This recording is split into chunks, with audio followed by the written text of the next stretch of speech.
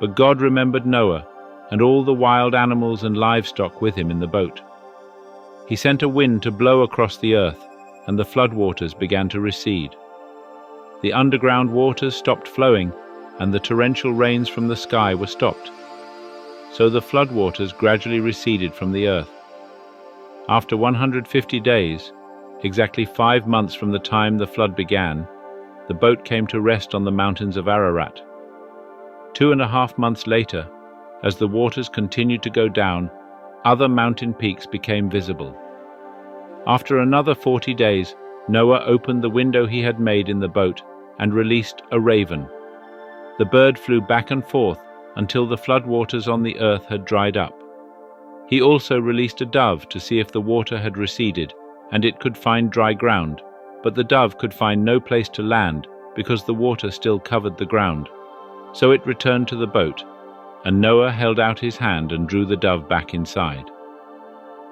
After waiting another 7 days, Noah released the dove again.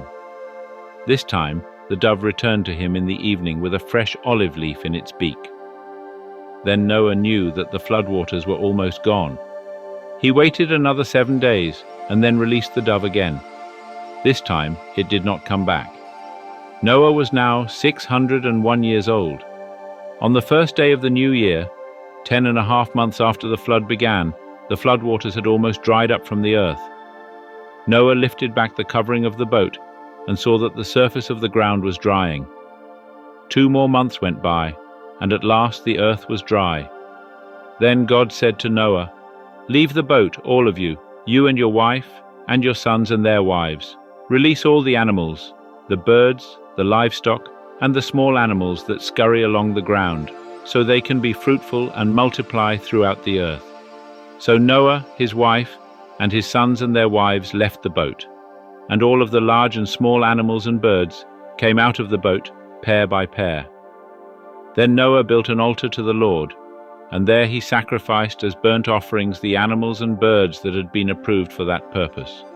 And the Lord was pleased with the aroma of the sacrifice and said to himself, "I will never again curse the ground because of the human race, even though everything they think or imagine is bent toward evil from childhood.